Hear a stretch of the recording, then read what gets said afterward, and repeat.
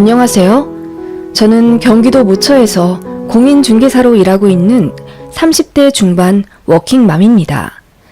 일하랴 아이 보랴 세상의 모든 워킹맘님들 응원합니다. 저 역시 너무나도 힘든 시기를 보냈었는데요.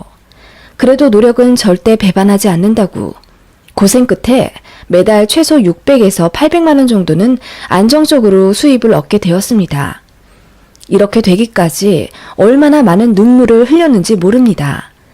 그 과정에서 가장 신경 쓰이고 힘들었던 건 다름 아닌 저희 시어머니와의 일이었습니다. 저는 현재 시어머니와 연락하지 않고 지내고 있습니다. 소위 연을 끊었다고 봐야 할 것 같네요. 앞으로도 얼굴 볼 일 없고 남편이 저에게 시어머니와 화해하길 요구하면 바로 이혼할 생각입니다. 남편도 이 점을 잘 알고 있어서 저에게 시댁에 가자고 조르거나 시어머니께 안부전화 한 통 드려달라는 부탁을 이제는 전혀 하지 않고 있어요. 무슨 일이 있었기에 시어머니와 연까지 끊었을까요?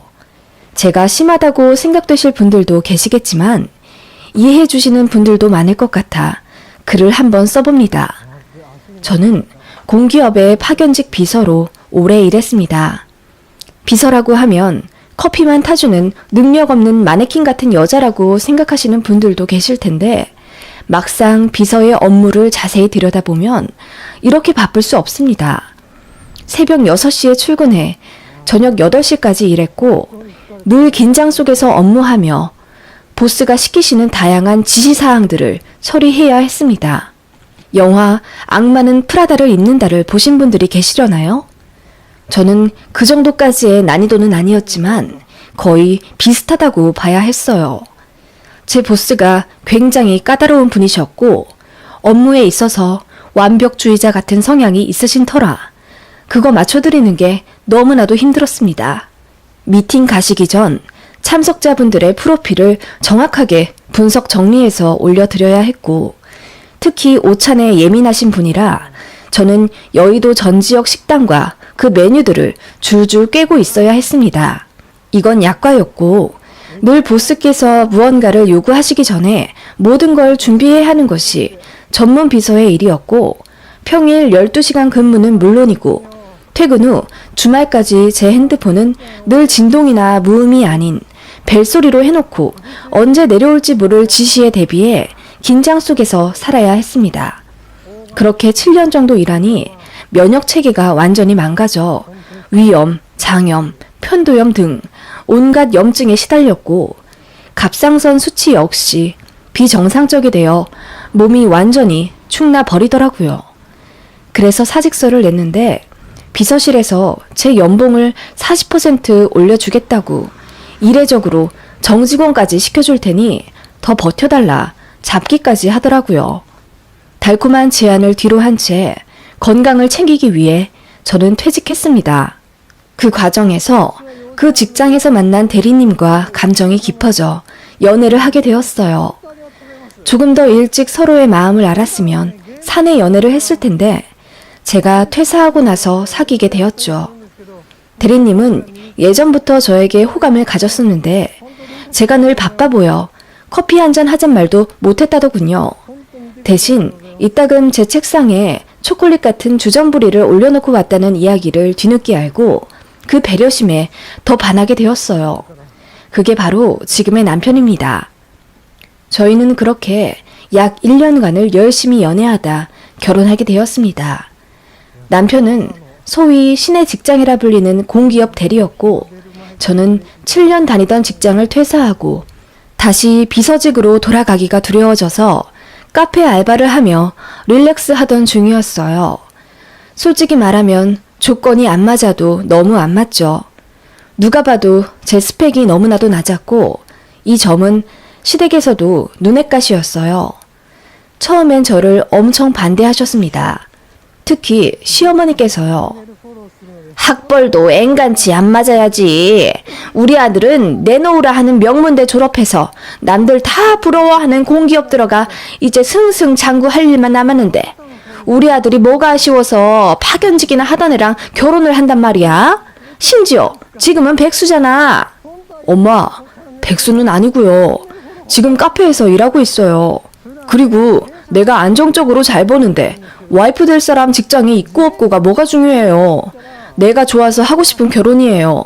무엇보다 심성이 얼마나 착한지 엄마도 잘 아시잖아요. 글쎄, 이쁘고 착한 건 나도 알고 있다만 둘이 안 맞아도 너무 안 맞잖아. 너는 의사, 변호사랑도 결혼할 수 있는 수준이고 주변에서도 너 소개시켜달라 하는 강남 아지매들이 얼마나 많은지 알아? 엄마, 그러지 말고 마음으로 이 사람 좀 봐주세요. 그렇게 처음 저를 소개시켜드리는 자리에서 이렇듯 잊지 못할 무안을 당했었고 저는 바보같이 한마디도 하지 못하고 고개만 팍 숙인 채 닭똥 같은 눈물만 뚝뚝 흘렸던 기억이 납니다. 그렇게 모욕당하면서까지 결혼을 하기엔 저희 부모님께 너무 죄송스러웠고 스스로가 너무 위축되어 견딜 수가 없겠더라고요. 그래서 헤어지자고 했었는데 그때 남친이 거의 단식투쟁하다시피 시어머니께 대들고 화내서 결국 두 손 두 발 다 드셨다더군요. 시어머니는 결혼 후에도 이때 일을 종종 곱씹으며 고개를 절레절레 저으셨습니다.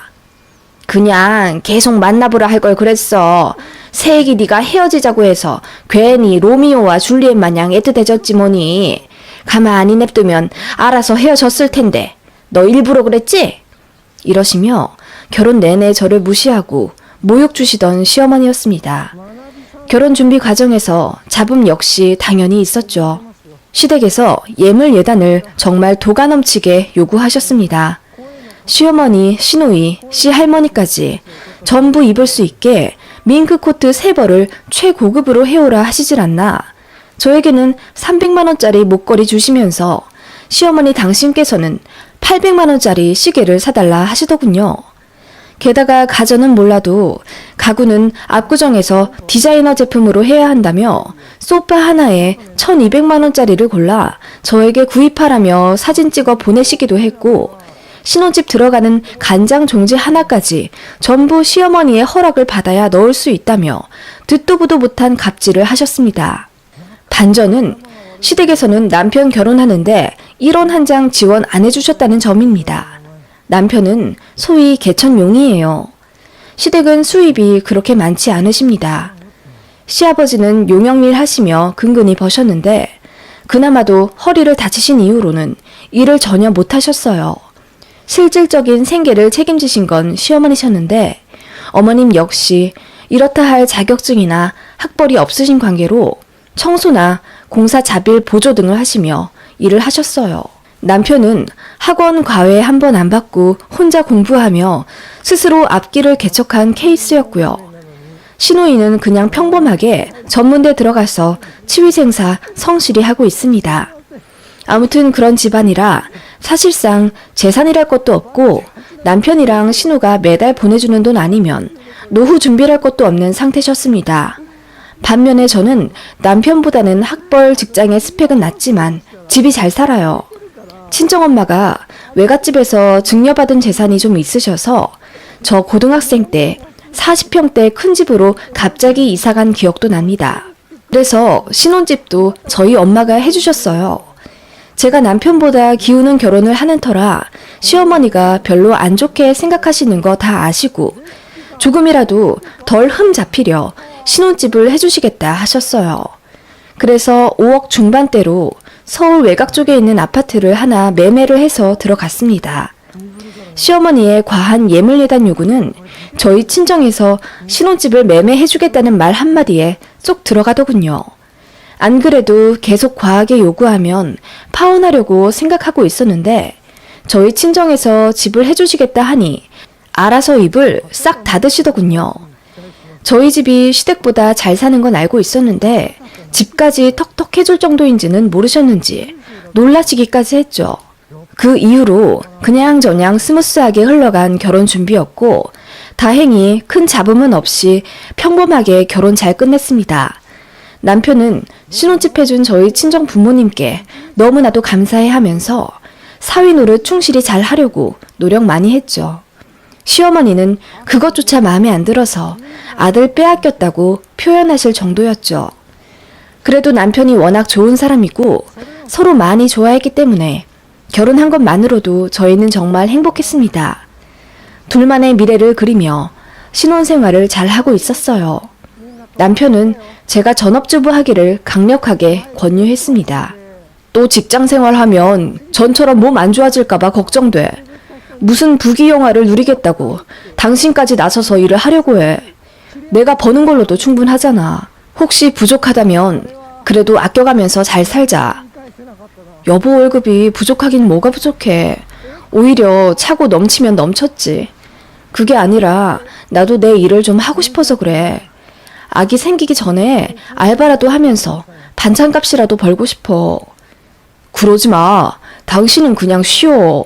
그리고 전 그렇게 일을 하고 싶으면 아기 다 키워서 초등학교라도 들어간 후에 해도 늦지 않아. 그때는 내가 자기 서포트 해줄게. 하고 싶은 공부 있으면 도와주고. 여보, 말이라도 그렇게 해줘서 내가 얼마나 고마운지 몰라. 그렇게 남편은 제가 전업하는 걸 두 팔 벌려 환영하고 또 만족했습니다. 집에 들어오면 제가 차려준 저녁 식사 냄새가 황홀할 지경이래요. 그동안은 단 한 번도 느껴보지 못했던, 그리도 간절히 원했던 따뜻한 가정의 모습이라며 본인 어릴 적 너무 바빠 건조하기까지 했던 시부모님 때문에 결핍되었던 어떤 부분들까지도 치유받는 듯 했습니다. 그런 남편을 보니 저도 굳이 일을 해야 하나 싶었죠. 그런데 저희 시어머니는 제가 집에서 논다고 생각하시며 편한 꼴을 절대로 못 보셨습니다. 남편을 아침 먹여 출근시키고 나면 오전 8시 정도입니다. 그때 저는 집안을 환기하고 청소하기 시작해요. 그러면 어김없이 시어머니의 전화가 옵니다. 우리 아들 오늘 아침은 뭐 해 먹였니? 아, 네. 시래기 된장국에 애호박전이랑 고기도 하나 안 해 먹여 보냈단 말이야? 아니요. 남편이 아침엔 고기 먹으면 속이 더부룩하다고 해서요. 그래도 네가 잘게 썰어서라도 단백질을 먹여 보내야지. 가게 책임지는 가장한테 아침 식탁부터 풀밭이 웬 말이야. 어머님, 남편이 다 원해서. 시끄럽고 너는 월초마다 식단 계획부 짜서 나한테 검사를 맡아라. 우리 아들 뭐 해먹이고 사는지 나도 좀 알아야겠으니까. 어머님, 그렇게 시어머니는 저에게 아침 저녁에 남편에게 먹일 음식을 검사해야겠다며 식단 계획표를 짜서 월 초에 보내길 요구하셨습니다. 그 일은 남편이 알게 되어 노발대발 화내어 없던 일이 되었지만 어머님은 앙심을 품게 된 계기가 되셨던 것 같아요. 어쨌든 매일 전화하셔서는 남편이 아침 잘 먹고 갔는지 뭘 입고 갔는지 상세히 물으셨습니다. 오후에도 한 차례 전화하셔서는 뭐하고 있니? 할 거 없으면 소파에 드러누워 있지 말고 책이라도 좀 읽든지 아님 자격증 공부라도 하든지 해라. 잔소리를 늘어놓으셨습니다. 뿐만 아니라 불시에 신혼집에 찾아오는 경우도 있었어요. 제가 만약 집에 없으면 그날은 난리 납니다. 남편 직장 보내고 저 혼자 룰루랄라 놀러 나갔다며 팔자 좋은 여편네라며 그렇게 고래고래 소리를 지르십니다. 저는 정작 장 보러 마트에 간 거였는데요. 저는 결혼하고 나서 한 반년간은 친구도 만나지 못했어요. 어머님이 하도 간섭하고 도끼 눈을 뜨며 감시하셔서요. 그런 시어머니의 모습에 저는 너무 지쳐갔고 남편도 사실 다 알게 되고 나서 시댁을 뒤집어 엎었습니다. 아니나 다를까 제가 시어머니 스트레스 때문에 원형 탈모까지 오고 위경련이 심해져 응급실까지 몇 번 갔었거든요. 시어머니는 제가 원형 탈모 걸린 것도 본인 스트레스 때문이 아니라 유전이라며 저를 문제 있는 집안 핏줄이라 하시며 장차 태어날 손주가 물려받기라도 하면 가만 안 두겠다시며 으름장을 놓으시더군요. 그냥 말이 안 통하는 분이었어요. 그렇다고 해서 연락을 안 하거나 얼굴을 안 보고 살 수는 없었습니다. 남편은 제 앞에선 제 편이긴 했지만 또 은근히 본인 어머니를 딱하게 생각하며 연민을 가지고 있는 장남이었거든요. 아프신 아버지를 대신해 가장 노릇을 했던 어머니가 이렇게 우악스럽게 변한 건 다 사정이 있어서라고 생각해서인지 본인 어머니가 상식 없이 나올 때는 저에게 너무나 미안해 하면서도 한편으론 제가 이해해주길 바라는 사람이었어요. 그걸 이해 못한 건 아니었죠. 그리고 남편은 어쨌든 가정 내에서는 최고의 남편이었으니 시어머니 일 제외하고는 그래도 나름 행복한 결혼이라고 생각했습니다. 문제는 아이를 낳고 나서였죠. 첫 아이를 임신하고 그 아이가 아들이라는 이야기를 듣자 시어머니는 뛸 듯이 기뻐하시며 너무나도 행복해 하시더라고요. 장남의 장손주이고 남아 선호 사상이 심한 지역 토박이이신 터라 얼마나 아들 손자가 간절하셨겠어요. 어머님은 제가 아들을 품었다는 말에 태도가 180도 변해선 저에게 엄청 잘 해주시더라고요. 그 모습에 기쁘기는커녕 기분이 이상했습니다. 아들이 뭐라고 그런 생각이 들더군요. 그렇게 태어난 제 아들은 당연히 어머님의 삶 최고의 관심사가 되었어요. 제가 산후조리원에 있는 그 3주도 못 견뎌 하시고 빨리 집에 오라고 퇴근하시더군요. 당신께서 산후조리 해줄 테니 당장 손자 데리고 나오라고 얼마나 난리를 치시던지 저희 친정엄마랑 조리원에서 약간 다투시기도 했어요. 아니, 손자 애가라 하시는 건 알겠는데요.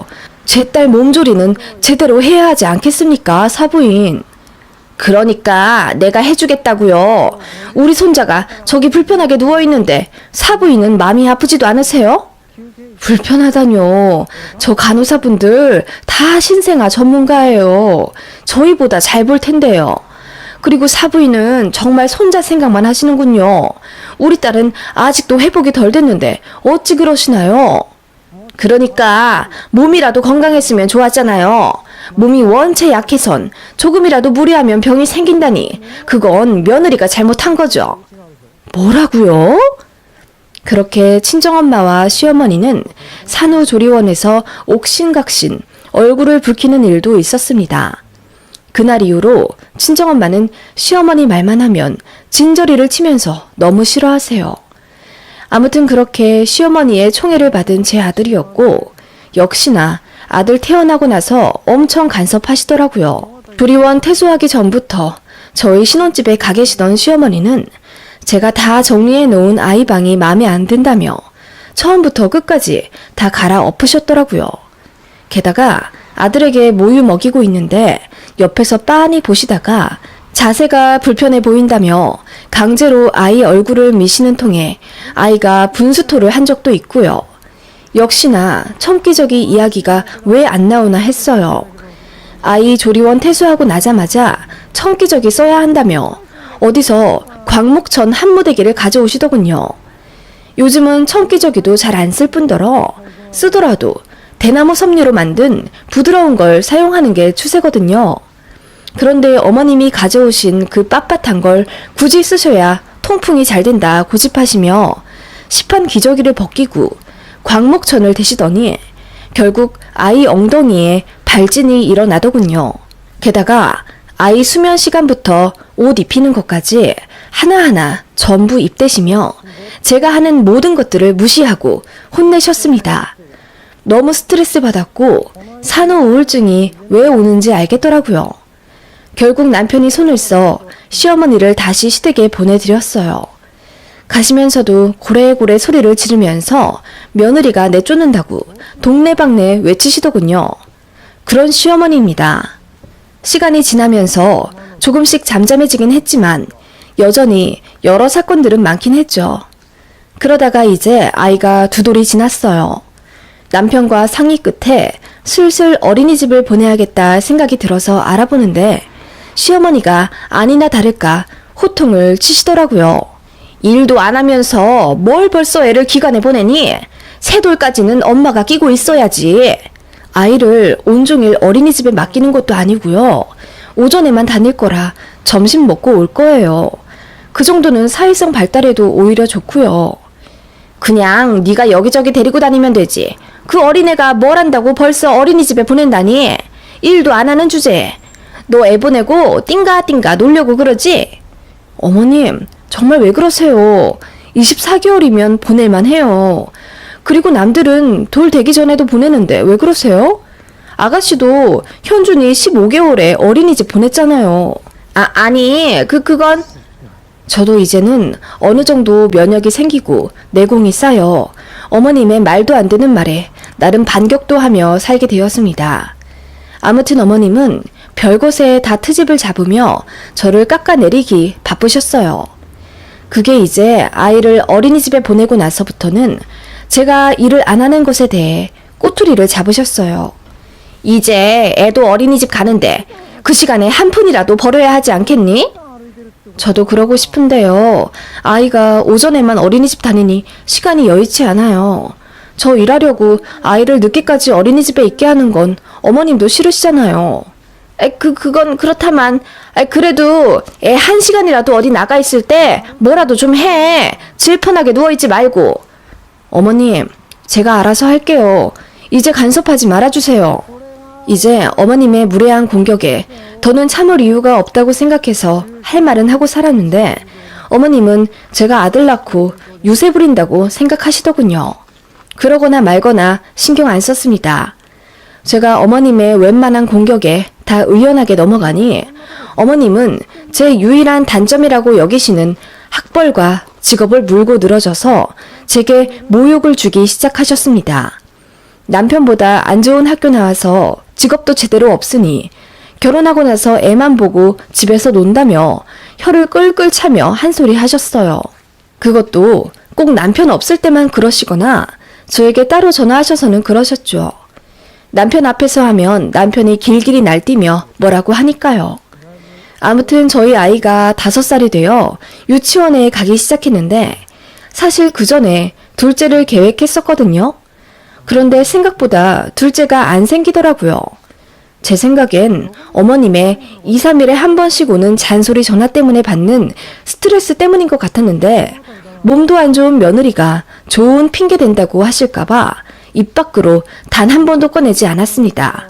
어머님은 왜 둘째 안 가지냐고 그럴 거면 빨리 나가서 일이라도 하라고 퇴근하셨고 남편은 결사 반대했어요.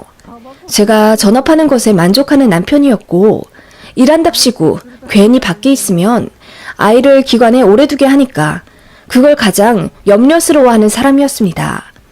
그런데 솔직히 시어머니가 저렇게까지 일하라 뭐하라 간섭하니 저도 오기가 생기더라고요. 그래서 뭐라도 해야겠다 싶은 마음이 들었고 제 선에서 할 수 있는 일이 뭐가 있을까 고민하다가 공인중개사 시험을 준비하게 되었어요.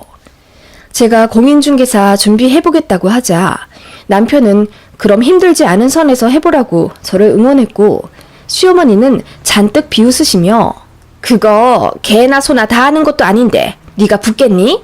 그걸 붙을 머리였으면 우리 아들 같은 공기업이나 들어가지 그랬니? 라고 하시더군요. 그 말에 더 오기가 생겨서 진짜 죽을 힘을 다해 공부했습니다. 아이 유치원 보내고 나면 바로 독서실 가서 공부하려고 일부러 집안일도 새벽 일찍 일어나 다 마치곤 했습니다. 그렇게 아이가 기관에 가 있는 6시간 동안 커피 한 잔에 의지한 채 책만 보고 살았고 아이 하원하고 나면 충실히 육아했습니다. 그리고 저녁에 가족들과 행복한 시간을 보내다 다들 잠든 시간에 새벽까지 공부했죠. 그렇게 코피 터지게 공부했더니 운이 좋게도 1차에 바로 붙었어요. 제가 1차 붙었다고 하니 친정에서는 뛸 듯이 기뻐하며 축하해 주셨고 남편 역시 눈이 휘둥그레해지며 아이 키우랴 집안일 하랴 고생 많았는데 어떻게 시험에 한 방에 붙냐며 저를 자랑스러워 해줬죠. 시어머니만 역시나 비아냥 되시며 개나 소나 다 붙는 1차 아니냐고 비웃으시더군요. 언제는 개나 소나 다 하는 줄 안다더니 이제는 말이 바뀌신 게 웃겼어요. 1차 붙고 나니 남편이 본인이 육아휴직을 낼 테니 저더러 공부에 전념하라 하더군요. 저희 남편 직장은 남자들도 육아휴직 쓰는데 좀 자유로워서 개의치 않고 씁니다. 그렇게 3개월만 본인이 아이 라이딩 해주면서 집안일까지 도맡아 할 테니 저더러 남은 시간 열심히 몰입해보라 응원해 주었어요. 너무 고마웠죠. 그런데 시어머니는 노발대발 화내면서 남자가 어디 육아휴직 낼 생각을 하냐며 남자가 애보고 집안 살림하는 꼴 절대로 못 본다며 저더러 공부한다는 유세 부리고 앉아있다고 소리를 고래고래 지르시더군요. 남편이 그러지 좀 마시라고 하느니 좀 잠잠해지긴 했지만 아무튼 어머님은 이제 제가 공부한답시고 남편한테 아이를 맡긴 게 고가우신 모양이더라고요. 그러거나 말거나 신경 안 쓰고 진짜 죽도록 공부했습니다. 남편까지 휴직 내서 뒷바라지 해주는데 보답하고 싶은 마음도 들어서요. 그리고 정말 기적적으로 아슬아슬하게 이 차에 붙었어요. 저도 드디어 공인중개사가 된 겁니다. 그날 너무 행복해서 눈물이 펑펑 났어요. 저도 드디어 자격증을 얻어서 사회의 한 일원으로 돌아가는구나 싶은 마음에 감격스럽더군요. 모두가 저에게 잘했다고 칭찬해주고 행복해했고 시어머니도 웬일로 저에게 기특하다 한마디 하시며 축하해 주시더라고요. 인정받았나 싶어서 감동까지 받았습니다. 그런데 제가 일을 본격적으로 시작하면서부터 어머님과 제대로 틀어지기 시작했어요. 아이가 6살이 되고 나서 저는 어느 신도시 끄트머리 중개사무소에 입사하게 되었습니다. 집이랑 꽤 멀어서 출퇴근 거리는 왕복 2시간 꼬박 운전해야 하는 거리였지만 진짜 최선을 다해서 일했습니다. 모르는 게 많아서 그냥 수첩을 제 몸처럼 지니며 모든 걸 흡수하려 했고 다행히 제가 이전에 7년 동안 너무나도 힘들게 비서직을 했던 경험 때문인지 고객 응대에 수월했어요. 포기할까도 생각했던 것만큼 많이 힘들긴 했지만 그렇게 딱 반년 버티니 수입이 안정적으로 잡히기 시작했습니다. 이례적으로 저 같은 생신입을 믿고 계약해 주시는 분들이 많아졌고 저를 고용한 사무실에서도 저에게 자리를 많이 내어주셨어요. 덕분에 저는 어느새 월 800만 원도 찍게 되었어요. 제 통장을 봐도 믿기지가 않더라고요. 저를 믿고 뒷바라지 해준 제 남편에게 가장 먼저 고마웠고 엄마 일하느라 덩달아 고생하는 우리 아들한테도 많이 미안했습니다. 어떻게 보니 남편보다 더 많이 벌게 된 저는 고마운 마음을 담아 남편 차를 바꿔줬고 남편도 저를 업어주다시피 하며 고마워했어요. 그리고 처음에는 제가 전업하길 바랬던 남편도 자연스레 가사 분담을 반반씩 하더라고요. 제가 늦게 오는 날엔 알아서 저녁까지 싹 차리고 제가 씻고 나오면 설거지까지 어느새 싹 해놓을 정도로 살림을 깔끔하게 잘 하더라고요. 아들 역시 남편의 그런 모습을 보며 행복해했고 제 늘어난 수입에 저축도 꽤 늘어 이제는 더 좋은 집으로 이사갈 계획까지 짜는 꿈같은 생활을 하고 있었습니다. 그런 저희의 평화로움을 깬 건 역시나 시어머니였습니다. 제가 일하면서 남편이 집안일 하는 것에 너무나도 불만이었던 시어머니는 제 사무실까지 전화를 걸어 빨리 퇴근해서 남편 밥 차려줘야 하지 않겠냐는 선 넘은 간섭을 하기 시작하셨어요. 제가 남편 밥 차려주고 빨래도 해주고 아이도 100% 케어해야 하는데 남편이랑 나눠서 하고 있으니 괜히 당신 아들이 고생하는 것 같아 서러우시대요. 뭐 얼마나 번다고 나가서 그러고 있니? 일은 하되 여자가 살림에 손은 놓으면 안 되지. 저희가 알아서 하고 있어요. 걱정 마세요, 어머님. 그리고 저 800만 원 넘게 벌고 있고 이제 자리 잘 잡고 있는데 벌써 관두면 안 되죠. 어머님께서 늘 저한테 맞벌이 하라고 압박 주셨잖아요. 그래서 일하고 있는데 이제 와 왜 그러시나요? 뭐라고? 800만 원? 아니 우리 아들도 600만 원을 못 버는데 네가 800만 원을 번다고? 세상에 말도 안 된다. 아니 뭐 한다고 네 남편보다 더 벌면서까지 밖에 나돌아다니고 있어. 너는 그게 문제야. 정도가 없어. 그래서 네가 늘 마음에 안 들었다고. 어머님은 제가 800만 원 벌었다는 소리에 이성을 잃으신 듯 했어요. 그렇게 고래고래 소리를 질러가며 저더러 남자보다 더 벌면 못 쓴다는 둥, 공기업 다니는 아들이 집에 와서 집안일까지 해야겠냐는 둥, 이제 와서 또 딴소리를 하시더라고요. 제가 왜 그 정도로 벌면 안 되는데요? 저도 남편보다 더 벌 수 있죠. 왜 우리 아들이 나서서 집안일하고 애보고 그랬는지 이제 알겠다. 네가 돈 좀 번다고 우리 아들 무시했구나. 그래서 기죽어서 앞치마 메고 그러고 앉아있는 거 아니냐? 우리 아들이. 어머님, 진짜 해도 너무하시네요. 잘 알지도 못하시면서 그렇게 말씀하시면 저 이제 진짜 전화 끊겠습니다. 이것 봐. 돈 좀 번다고 시애미까지 무시하네? 그러니까 우리 아들이 기가 다 죽어서 그러고 있지. 너 그럴 거면 그냥 관둬. 다시 전업해. 지 친정에서 집 해줬다고 고개 빳빳이 들 때부터 알아봤어야 했어. 아주 이제 우리 집이 우습지? 그 말에 저도 꼭지가 돌아서 이성을 잃고 말았습니다. 그래서 저도 소리를 고래고래 지르며 아니 언제는 그렇게 일하라고 집에서 퍼질러 누워있는 꼴 못 보겠다 매일매일을 괴롭히시더니 이제 일하니까 그게 또 보기 고가우세요? 그리고 저희 집이 신혼집 해줄 여력이 되니까 그 덕에 대출 안 받고 시댁에 꼬박꼬박 용돈 드리는 거잖아요. 이제 와서는 또 친정에서 집 해준 게 안 입고 오세요? 어머님 줏대 좀 챙기세요. 이랬다가 저랬다가 어머님 기분에 따라서 말 바뀌시는 거 저 아주 지긋지긋해요. 롤러코스터도 아니고 어머님은 안 어지러우세요? 제발 어머님 그만 좀 하세요. 저도 이제 못 참아요. 라고 따졌더니 어머님이 버벅거리시면서 아무 말 못 하시더라고요. 그대로 전화 끊었고 남편에게 바로 전화 걸어 말했습니다. 어머님 때문에 스트레스 받아서 더는 못 참겠고 이제 이혼하겠다고. 그렇게 제 말만 전하고 집에 와서 남편이랑 만나니 남편 얼굴이 백지장이 되어 저를 다급히 말리더군요. 엄마 신경 쓸 거 없다고 이제 본인이 더 잘 중재하겠다는데 미안하지만 남편 얼굴도 보기 싫더군요. 그냥 그대로 아이 챙겨서 친정으로 갔습니다.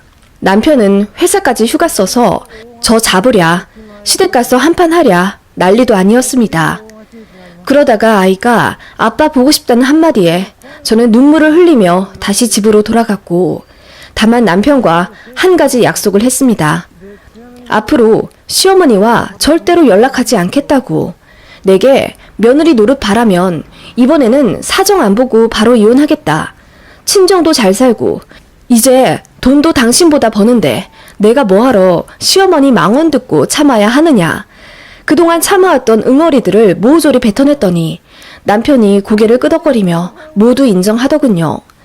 그리고 제 말대로 시어머니가 저한텐 다신 연락하지 못하도록 무슨 일이 있어도 막겠답니다.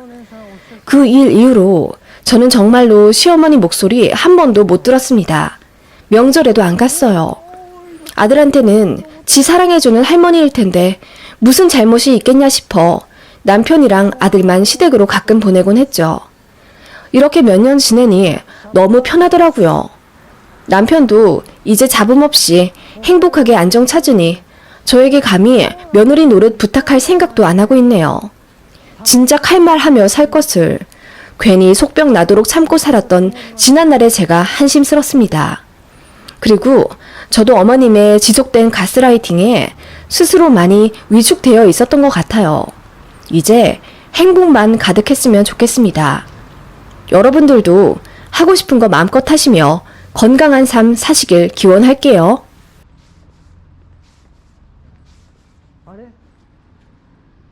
안 해?